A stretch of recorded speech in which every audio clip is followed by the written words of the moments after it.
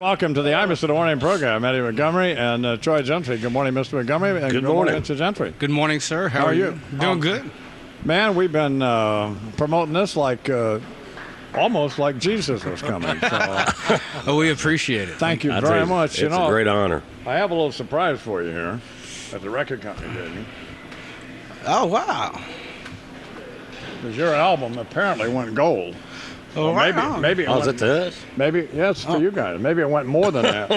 I have two of them. Right on. Well, thank you, man. Tell me what that is. We're reading and see what it is. It's to commemorate certified gold sales of more than 500,000 copies of our greatest hits. Something to be proud of. Which we've... anybody from the record company here with you guys? Must be. Yes, they're everywhere. Anyway, we can meet with them later to... we were on my town very early, weren't we, Charles? Yes. We appreciate it. Thank you. Anyway, and this doesn't go without reward. We brought something for you as well. Okay. And this one goes to you. This is commemorating over 4.5 million records sold by Montgomery Gentry and all the wonderful songs you've played on your show. We really appreciate all your Montgomery Gentry support. And I'll set this out of the way. So I was telling Charles, you don't go empty-handed. You get one of the gold ones as well. I've got all kinds of goodies. And the picks you were asking about earlier, you get guitar picks are great. The picks have a microphone on one side and a picture of the I-Man on the other. That's cool. So I was telling Eddie earlier, I said I was watching CMT, I don't know, 2 or 3 years ago. And I thought it was Jack Daniels, but he said, no, it was Jim Beam. And y'all were on a bus, and it was a Jim Beam tour.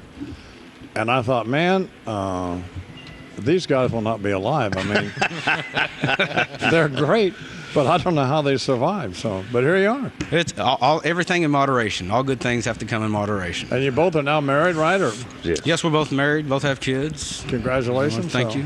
Yeah, it's after I reckon growing up in the honky tonks and stuff, you learn how to mix your drink, and as the night goes on, how do you mix other people's drinks? Well, the Wreckers were here, and they said they were opening a few guys or something, and I said, how'd that go? They said, well, we didn't go out drinking with them.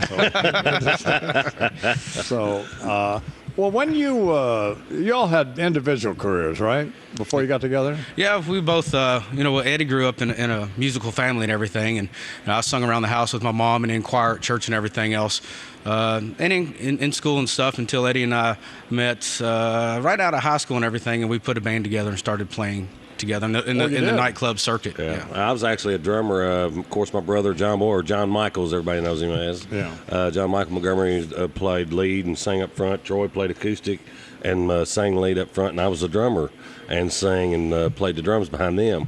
And then Troy went to play for his dad over at the Grapevine. His dad owned a bar, and I went with John on the road when he got his record deal with Atlantic Records. And we just do a lot of benefit work back at home, and every time I come back home, every time we do a benefit show for somebody, they'd always want both of us there. And finally we was like, well, why don't we put a duo act together and see if we can get a record deal? And we got lucky enough at Columbia. Sony signed us.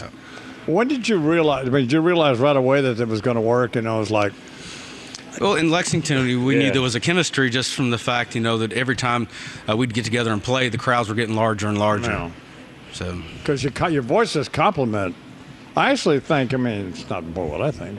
I still think you've gotten better, both of you. I mean, over the, if you listen to you over the years, and it's pretty good stuff. We hope so. Just like anything, the more you do it, hopefully, the better you get at it. I never paid much attention to Brooks and Dunn, and I'm sure they're fine. I see them every time they win these awards, and you guys are standing there thinking, this is enough of this. But then I saw Ronnie Dunn sing that Believe. I Believe. Oh, my God. Yeah, that's a phenomenal song. And, he's one hell of a singer anyway. So it's like you guys, there's things that you've done. Like I've had people say to me that I had a woman say to me who's not into country music at all. Well, people think country music is still, it's still stereotyped. Yeah.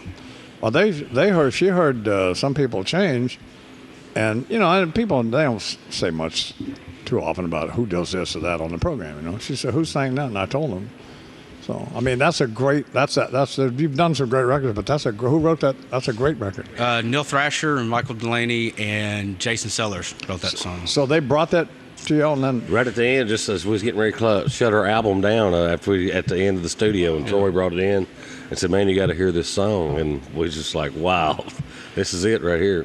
And I think that's, our music in general, that's one thing we patted ourselves on the back is we try to sing songs that everybody can relate to, everyday songs that, the good or bad, people can identify with the music that we're playing.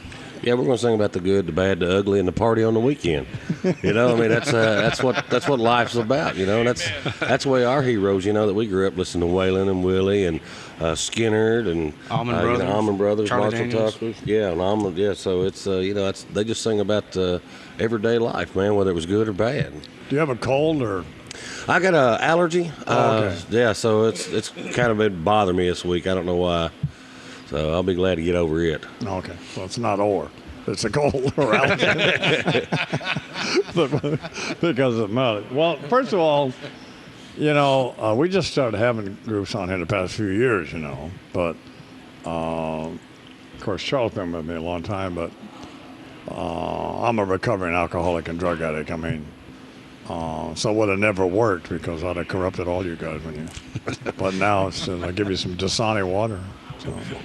Well, you guys are great. I really mean this. It's an honor to have you both here. I mean, sometimes we'll talk and I'll say, man, wouldn't it be great if we could get Montgomery Gentry. We talked a billion times about back in the Grapevine days, I'd go in and see my dad at the club, and him and his partner would have your show on every morning, and we'd hear little slurs on Montgomery Gentry and everything, and we've been talking to management and everything for probably the last 3-4 years saying, Imus is a fan, man, you got to get us on the show.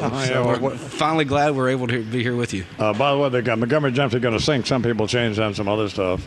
Well, congratulations on this, your greatest hits album, and thank you. Some people changed. He's been on the charts forever. So yeah, it's rocked up, and on this album, me and T got to write a little bit more on it, and there's one song on there called "Clouds" that I wrote. I lost a son back in '91, 5 days before his third birthday, and I lost my dad to cancer in '94, and that song "Clouds" is a tribute to them.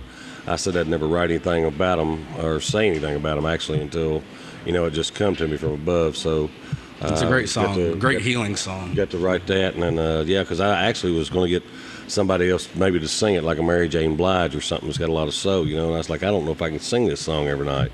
And once I went in and laid it down on tracks, they were like, man, you got to put this on the album. How'd you lose your son, Bart? Actually, it was a car accident. That's why he's one of the statistics now why you got to put your foot on the brake to pull down the car gear shift out of the car, because he is following his mom out of the car, and he pulled the gear shift and the car rolled back over on him. He fell out and the car rolled over him. So that's God bless. So yeah, I was back in '91, and so it's that song I never would talk about him or anything, and the song helped me more than I reckon it really helped anybody, because I just never would sing much about it or say anything about it, and finally it just kind of come to me, and I wrote the song basically in about 5 to 8 minutes with a couple of friends of mine, Jeffrey Steele and Tony Mullins. Yeah.